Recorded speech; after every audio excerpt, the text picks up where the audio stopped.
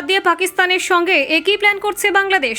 ভারতকে বাদ দিয়ে পাকিস্তানের সঙ্গে অক্ষ তৈরি করা সম্ভব। বাংলাদেশে ভোট ঘোষণার আগে দাবি ইউনূসের বিদেশ উপদেষ্টার, ভারতকে বাদ দিয়ে পাকিস্তানের সঙ্গে অক্ষ। তৌহিদের মন্তব্যে কূটনৈতিক উত্তেজনা ছড়ালো চরমে। ত্রিদেশীয় অক্ষ পাকিস্তান, বাংলাদেশ, চীন, নেপাল ও ভুটান কি এতে আদেও যোগ দেবে? নির্বাচনের আগে বিরাট রাজনৈতিক ইঙ্গিত। পাকিস্তানের সঙ্গে সম্পর্ক নিয়ে তৌহিদের বার্তা। বাংলাদেশ পাকিস্তান অক্ষ গঠন ভারতের চোখে ঠিক কতটা বাস্তবসম্মত? ভারত ছাড়া পাকিস্তানের সঙ্গে অক্ষ গঠন কি আদেও সম্ভব? বাংলাদেশের নতুন সরকারকে ঠিক কি ইঙ্গিত দিচ্ছেন তৌহিদ? দেখুন, বাংলাদেশের অন্তর্বর্তী সরকারের বিদেশ উপদেষ্টা মোহাম্মদ তৌহিদ হাসান বলেছেন যে ভারতকে বাদ দিয়ে পাকিস্তানের সঙ্গে অক্ষ গঠন কূটনৈতিকভাবে সম্ভব। এই মন্তব্য দেশটির রাজনৈতিক এবং কূটনৈতিক মহলে যথেষ্ট গুরুত্ব পেয়েছে।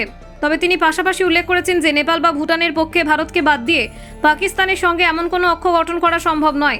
বাংলাদেশের সরকারি সংবাদ সংস্থা BSS এর মাধ্যমে এই খবর প্রকাশিত হয়েছে। সাংবাদিকদের সঙ্গে আলাপে তৌহিদ বলেন, ভারতকে ছাড়া কেবল বাংলাদেশ ও পাকিস্তানের মধ্যে কূটনৈতিক সম্পর্কের ভিত্তিতে অক্ষ তৈরি করা সম্ভব। তবে অন্য ছোট দেশগুলির জন্য ভারতের ভূমিকা এখন অপরিহার্য। সম্প্রতি পাকিস্তানের বিদেশমন্ত্রী ও উপপ্রধানমন্ত্রী ইশাক দার জানিয়েছিলেন একটি ত্রিদেশীয় অক্ষ গঠনের উদ্যোগ নেওয়া হয়েছে, তাতে পাকিস্তান, বাংলাদেশ এবং চীনের উপস্থিতি থাকবে। দার উল্লেখ করেন যে ভবিষ্যতে অন্যান্য দেশও এই ত্রিদেশীয় অক্ষের সঙ্গে যুক্ত হতে পারে। সাংবাদিকদের প্রশ্নে তৌহিদ বলেন, পাকিস্তানের পক্ষ থেকে কিছু অগ্রগতি হতে পারে, তবে বিষয়টি নিয়ে তিনি মূলত সংবাদ মাধ্যমে শুনেছেন। তিনি স্পষ্টভাবে বললেন, এই বিষয়ে বিস্তারিত মন্তব্য করা সম্ভব নয়, তাই বর্তমানে সব তথ্যই পরোক্ষভাবে প্রাপ্য।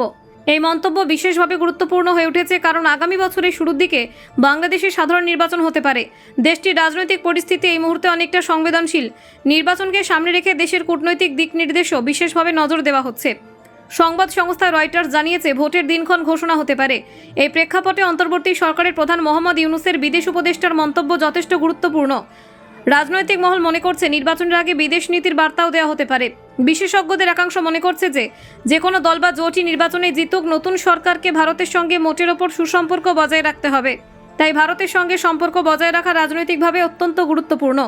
তৌহিদের মন্তব্য থেকে বোঝা যায় যে সম্ভাব্য নতুন সরকারকে পাকিস্তানের সঙ্গে সম্পর্ক তৈরির জন্য রাজনৈতিক বার্তা পাঠানো হয়েছে কিনা তা নিয়ে নানান গুঞ্জন শুরু হয়েছে।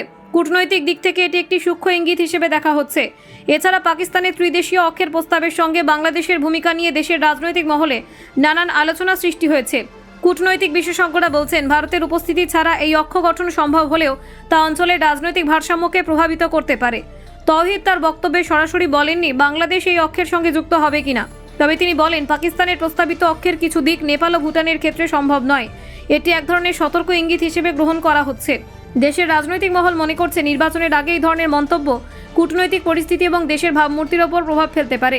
এটি নতুন সরকারের সম্ভাব্য নীতি নির্ধারণে প্রভাব ফেলতে পারে। ফলে তৌহিদের মন্তব্য শুধু কূটনৈতিক ইঙ্গিত নয়, নির্বাচন পূর্ববর্তী রাজনীতিতে সম্ভাব্য নতুন সরকারের কৌশলকে বুঝতে একটি গুরুত্বপূর্ণ বার্তা হিসেবে দেখা হচ্ছে। Bureau report, Bangla digital TV.